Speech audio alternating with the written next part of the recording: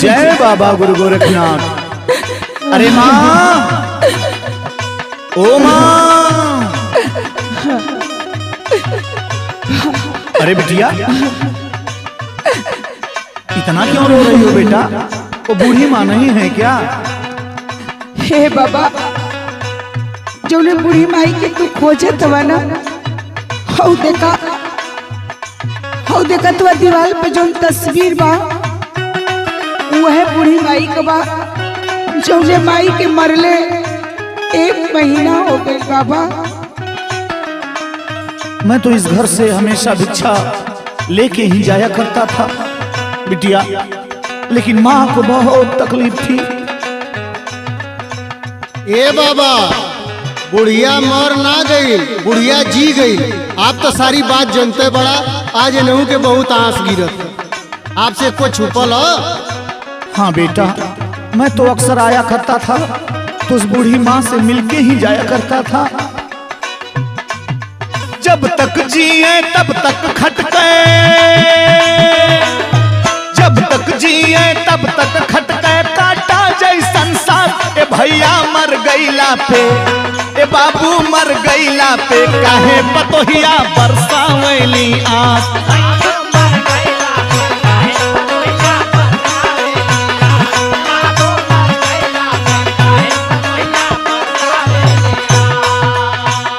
बेटा तुम सही कह रहा है बेटा, मैं आया करता था, बुढ़िया बहुत दुखी थी बेटा। सुन, जियते सास से गाल बजावे, नाम रखे सरलहिया।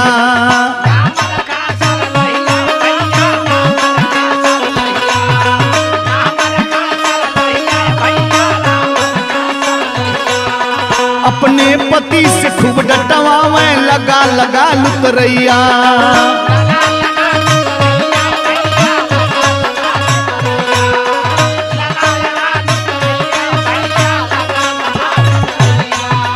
अय्या के वो कुछ ना जोरे, अय्या के वो कुछ ना जोरे, कह देली कुलनाथ। ए भैया मर गईला पे, ए बाबू मर गईला पे, काहे पतोहिया बरसावली आँख।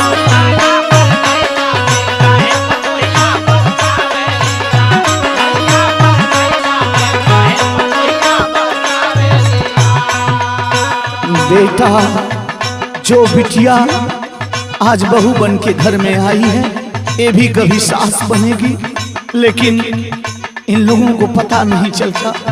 बेटा सुन, बार बरोबर सास के जोरे छीन लेनी मलिकाना।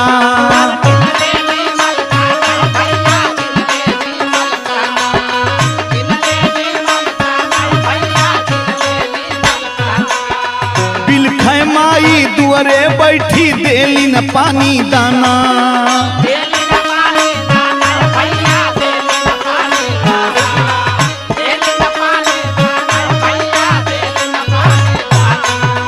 ताना मेहना रोज सुनावे,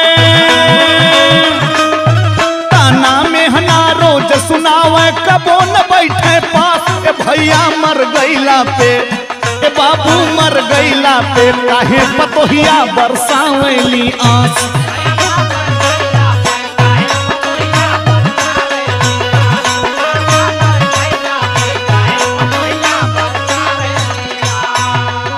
बेटा, जब तक सास जिंदा है तब तक कोई बहू अपने सास के पास बैठकर उसके दुख और दर्द को नहीं बांटी, लेकिन मर जाने के बाद देखो सामने ये बिटिया आंसू बहा रही है।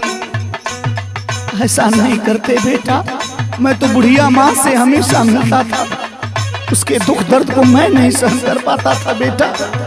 सुनो, पति से अपने लाई लगा के माई के खूब डटवावे।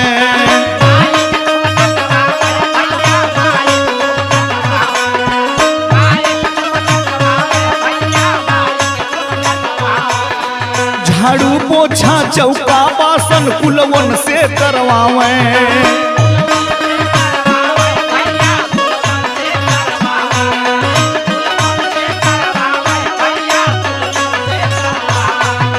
दूध दूधत पुत्र पति ई खाली, दूधत पुत्र पति ई खाली, माँ से करावे घास। ए भैया मर गईला पे, ए बाबू मर गईला पे, काहे पतोहिया बरसावली आस।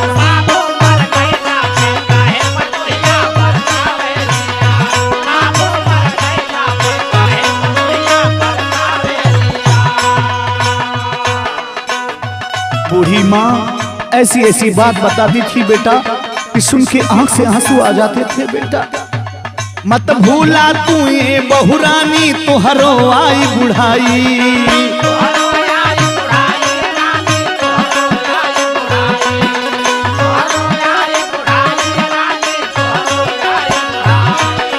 तोहरो पतोह बेटवा तोह से करी है ई है जिठाई।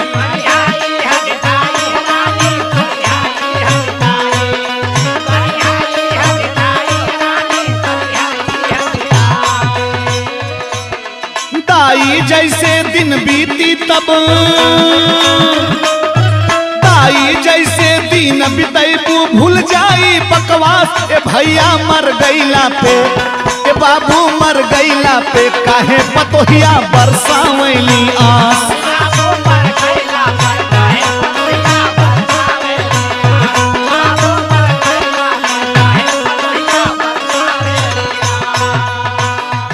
हम बहुत जगह देखे हैं बेटा, जब तक सास जिंदा होती है बेटा तब तक कोई पूछता नहीं। मर जाने के बाद लोग छाती पीट पीट कर रोते हैं। बारे बाबा गुरु गोरखनाथ तेरी भी कृपा परंपार है बाबा। सुन बेटा, सास के जबले माना समझी पतोह धोखा खाई।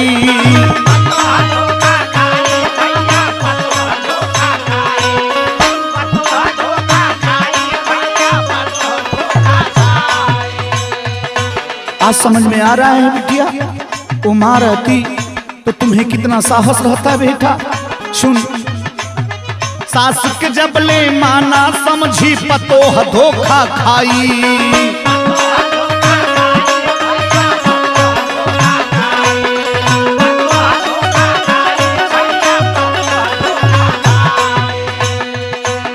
सिया राम के लेख मिटी ना निश्चित ऊ दिन आई।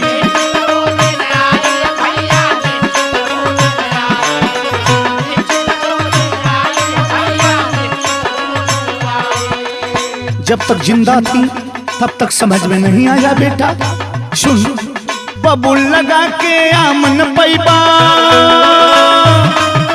बबुल लगा के आमन पैबा, संतोष कहला खास। ए बाबू मर गईला पे, ए भैया मर गईला पे, काहे पतोहिया बरसावली आस।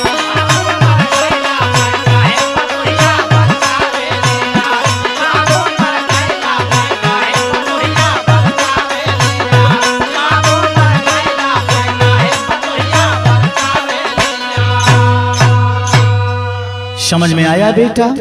हाँ महाराज, हमरे का पूरा गाँव के समझ में आ गई आपको भजन। बाबा गुरु गोरखनाथ तुम लोगों का भी कल्याण करें बेटा, कल्याण करें।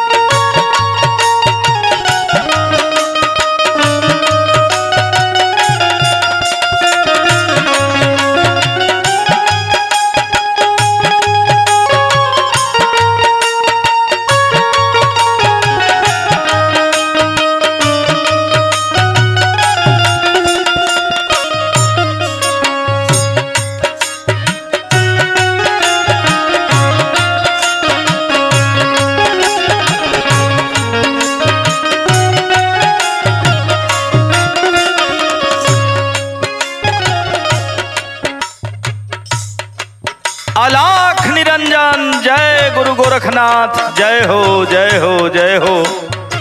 कोई दरवाजे पर बा, माँ जोगी आइल बा, थोड़ा भिक्षा है जोगी की दे दा माँ। अरे स्वामी,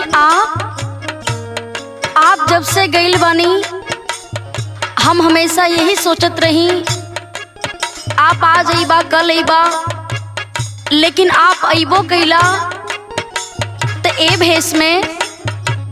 ना माई, ये जोगी के स्वामी मत बोली माई, हम जोगी बानी, हमके अपन अचरा दे दा माई, हमार जोग पूरा हो जाई हो माई, हमार जोग पूरा हो जाई। स्वामी, ई आपका भेष भले बदलल होखे, लेकिन हमार आँख कबो धोखा ना खा सकत। आप हमार स्वामी बानी। सुना माई, जब तक भिक्षा नहीं देबू हमार जोग पूरा ना होई। सुना, बोली। दे दा माई, दे दा माई फटही लुगारिया,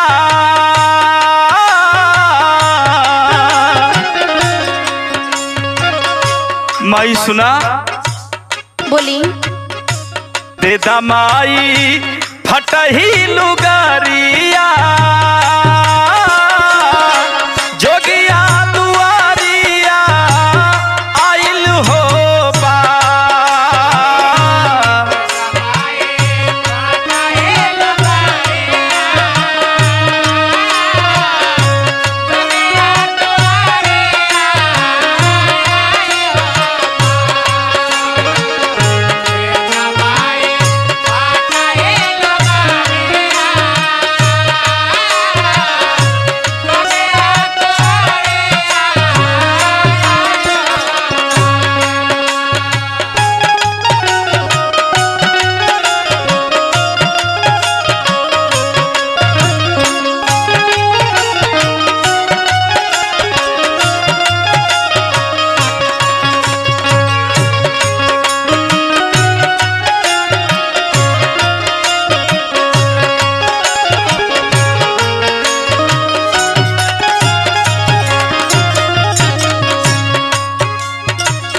ए माई, ऐसन बोल के ए जोगी के भटकावा मत। सुना, बताई। सुना ए माई, कई दिन से डालत बानी गौआ में फेरा,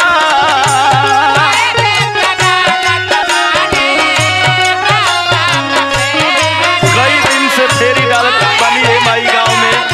ऐसे मत बोली, ऐसे मत बोली, मन में बड़ा ही कष्ट होत बा। सुना माई, आजा माई जाए के बा अपना हो डेरा,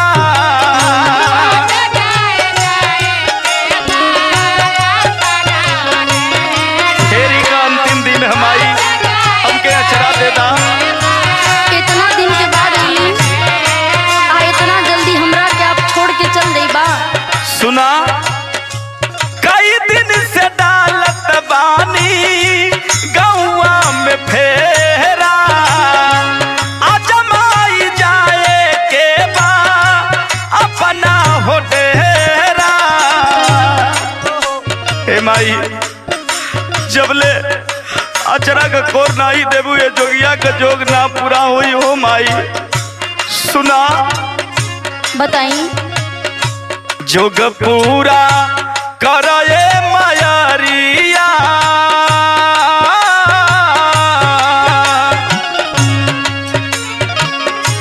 जोग पूरा कराए मायारिया,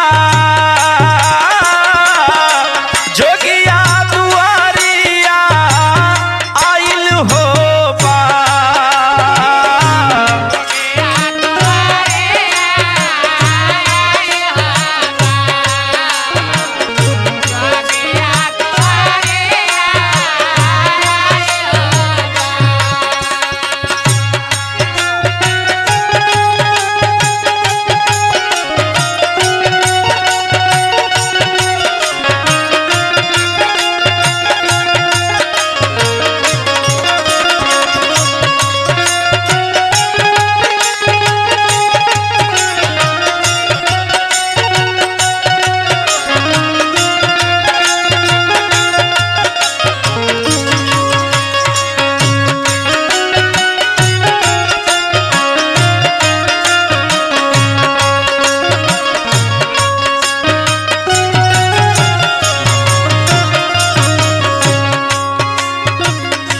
माई जबले ए जोगी के भिक्षा नाई देबो तबले हमार जोग पूरा ना होई। आज ही जोगी यही दरवाजे पर बिना भिक्षा ले ले ना जाई हो माई। ऐसे मत कहीं, ई आपके आवाज सुन करके हमरा कितना कष्ट होत बा। इतना दिन के बाद आपके दर्शन मिलल बा और हमरा के छोड़ के जाए के बात करत बनी। सुना ऐसन मत कहा माई, हमार गुरु गोरखनाथ जो रहल बालन हमके दे दा भिक्षा, हमके जाए के बा। सुना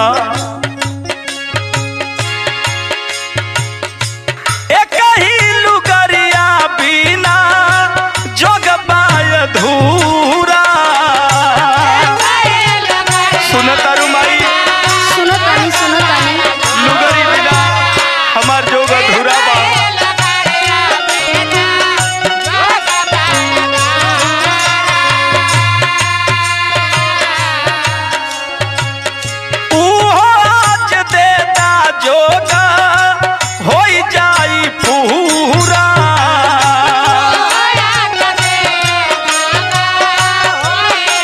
लुगरी माई हमार जो पूरा हो जा। ऐसे मत बोले।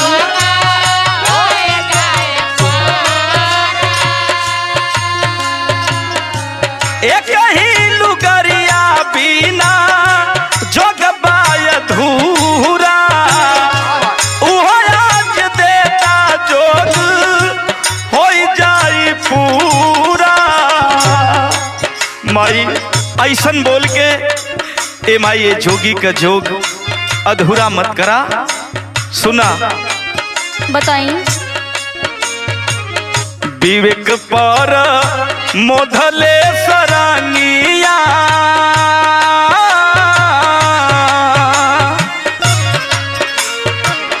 विवेक पर मोधले सरांगिया।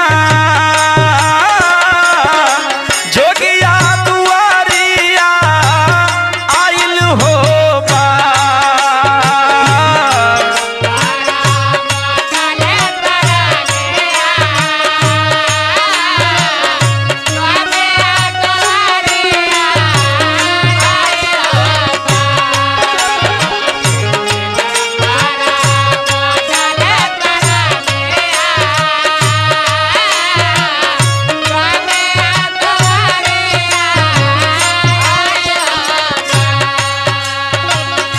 दे दमाई फटही लुगरिया।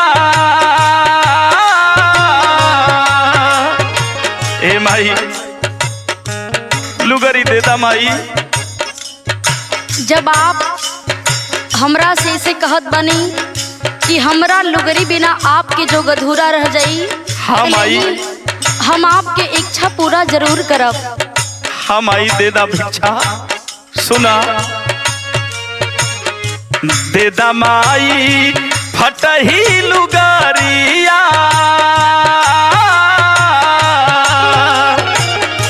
दे दा माई फटही लुगरिया। जोगिया दुआरिया आइल हो बा।